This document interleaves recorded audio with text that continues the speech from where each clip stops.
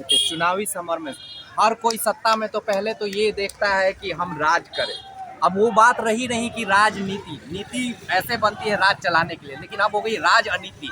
किसी भी तरह से हमें सत्ता चाहिए।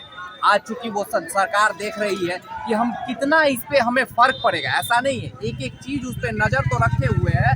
और ये देखिएगा बहुत से चीजों को इसी में से तोड़ा जाएगा कि हाँ तुम्हारे बातों को मांग ले, बहुत से चीज को छोड़ा जाएगा। वो अपना आकलन जरूर करता है क्योंकि वो सत्ता में आना चाहता है, लेकिन अगर ये लोग एक रूपता के साथ सड़क पे उतर जाए तो सरकारें हिलने लगेगी, डुलने लगेगी। लेकिन जो विपक्ष की भूमिका में जो पार्टियां हैं वो जोरदार तरीके से कार्य नहीं कर पा रही हैं।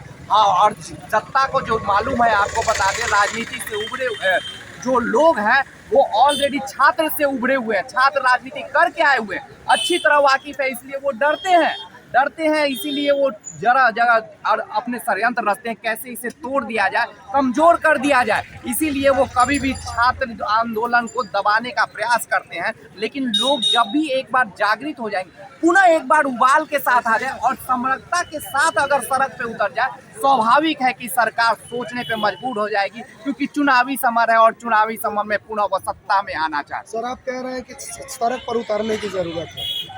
हम उतरे थे साहब, 29 दिसंबर को सड़क पर उतरे थे। हमारे कपड़े फाड़ दिए गए, हमें मारे पीटे गए, बरहमी तरह से हम हॉस्पिटलाइज हो गए। लोगों को हाउस अरेस्ट किया जाता है साहब, हमें जो है हॉस्पिटल में अरेस्ट करके रखा गया। उसके पश्चात जब 30 जनवरी को हम लोग जब उतरे रोड पर अपनी मांग को लेकर के, 30 जनवरी को बापू के यादों में शहीद दिवस मनाया जाता है और उनके शहीद दिवस पर हम श्रद्धांजलि देते हुए हम रोड मार्च किए। हमें पकड़ करके बेऊर जेल भेज दिया गया साहब। कैसे चलेगा ऐसे, आप बताइए। डरती है, सरकारें डरती है, और जब डरेगी तब तक आप पे लाठियां चार्ज हो जाएगी। दिक्कत यही होगी कि कुछ राजनीतियों पार्टियों का दखल हो जाए। अगर राजनीतिक पार्टियां दखल न दे और छात्र खड़ा हो जाए तो सरकारें बेबस हो जाती हैं हिलने और डुलने के लिए। फर्क सिर्फ इतना बड़ा कि राजनीतियों ने दखल दे दी। अगर राजनीतिक पार्टी से अलग अगर लोग उतर जाए सड़क पे तो सरकार की हिम्मत नहीं थी कोई कर दे। लेकिन देखती है कि कहीं ये झंडा के पीछे तो नहीं है, क्योंकि झंडा को सरकार को दबाना बहुत आसान हो जाता है। लेकिन अगर झंडा के विरुद्ध अगर छात्र सिर्फ रहे कि छात्र ही हम सड़क पे उतरेंगे, पुनः हम आंदोलन के खड़े हो जाएंगे, एक बार नहीं 2 बार पीटेगी। लेकिन अगर वो निरंतर इस प्रयास को करेंगे 2-3 बार के पहल के बाद, और जैसे जैसे चुनाव आ रही है,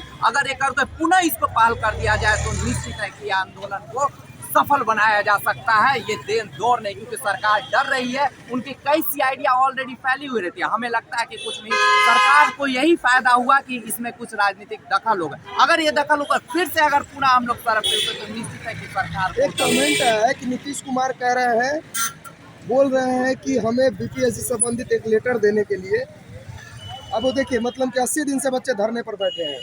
हमने दीपक सर जो है, जो गृह सचिव है, हमने उनसे मिला, फिर राज्यपाल से हमने मिला, मुख्यमंत्री से तो हमारी मुलाकात नहीं हुई, 2-2, 3-3 डेलीगेशन मिला। अब ये जो है कहाँ से न्यूज़ आई है, ये भाई ने कह रहे हैं कि नीतीश कुमार जी लेटर मांग रहे हैं कि हमें पुनः बीपीएससी के अभ्यर्थी लेटर दें। अब बताइए, 80 दिन से हम लेटर दे रहे हैं तब वो सुने नहीं, दोबारा लेटर मांग रहे हैं।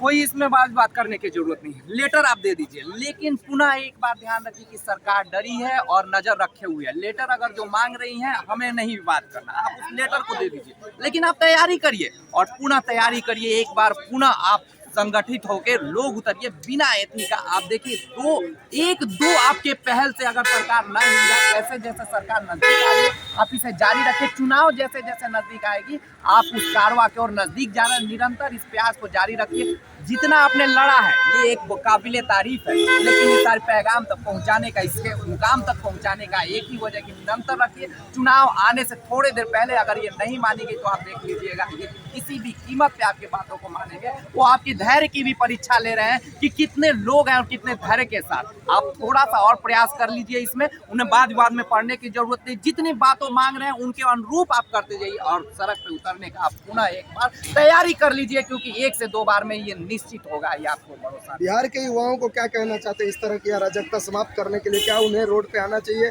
क्या अपने हक आवाज के लिए आवाज उठाना चाहिए? देखिए, मैं एक आरटीआई एक्टिविस्ट होने के